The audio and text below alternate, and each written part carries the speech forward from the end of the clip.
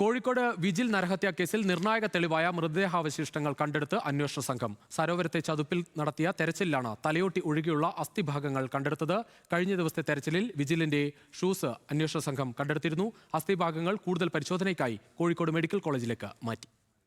ഞാനീ നിൽക്കുന്ന കോഴിക്കോട് സരോവരത്തെ ഈ ചതുപ്പിന് സമീപത്ത് നിന്നാണ് വിജിലിൻ്റെ അസ്ഥിയുടെ ഭാഗങ്ങൾ കിട്ടിയത്. അതായത് ഒരു ഘട്ടത്തിൽ ഇവിടെ മഴ പെയ്ത ഘട്ടത്തിലൊക്കെ തന്നെ 7 അടിയോളം വെള്ളം നിറഞ്ഞിരുന്നു. ഈ വെള്ളമൊക്കെ പമ്പ് ചെയ്ത് പുറത്തേക്ക് വറ്റിച്ചാണ് പോലീസ് ഈ പ്രതികളുടെ സാന്നിധ്യത്തിൽ വിജിലിൻ്റെ അസ്ഥിയുടെ ഭാഗങ്ങളൊക്കെ തന്നെ കണ്ടെത്തിയത്. അതായത് അതികഠിനമായിരുന്നു പോലീസിൻ്റെ ഇവിടെയുള്ള പരിശോധന.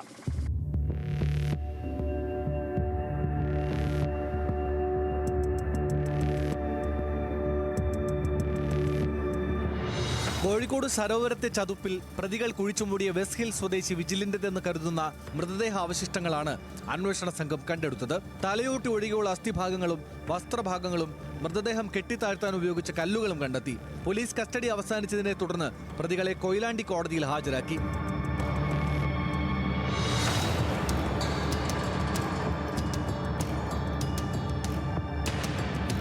പ്രതികൾ കാണിച്ചു നൽകിയ സ്ഥലത്തു നിന്ന് 45 മീറ്റർ മാറിയാണ് അസ്ഥിഭാഗങ്ങൾ കണ്ടെത്തിയത്. തെരച്ചിൽ തുടങ്ങിയ 8ാമത്തെ ദിവസമാണ് മൃതദേഹാവശിഷ്ടങ്ങൾ കണ്ടെത്തുന്നത്. പ്രതികളായ എരഞ്ഞിപ്പാലം സ്വദേശി നിഖിൽ, വേങ്ങേരി സ്വദേശി ദീപേഷ് എന്നിവരുടെ സാന്നിധ്യത്തിലായിരുന്നു പരിശോധന.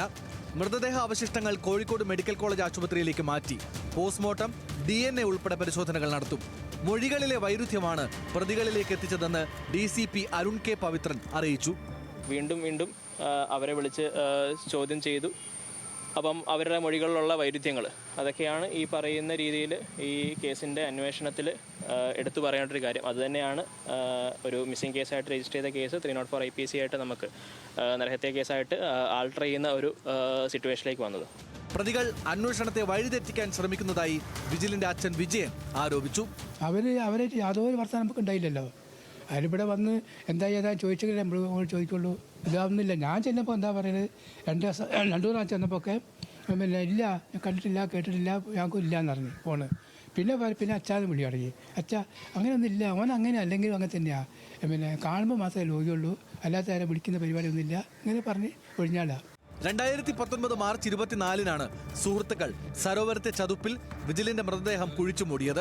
അമിതമായി ലഹരി ഉപയോഗിച്ചതിനെ തുടർന്ന് വിജിൽ മരിച്ചെന്നും തുടർന്ന് സരോവരം വാഴത്തുരുത്തി ഭാഗത്ത് കുഴിച്ചുമൂടിയെന്നുമാണ് പ്രതികൾ പോലീസിന് നൽകിയിരിക്കുന്ന മൊഴി.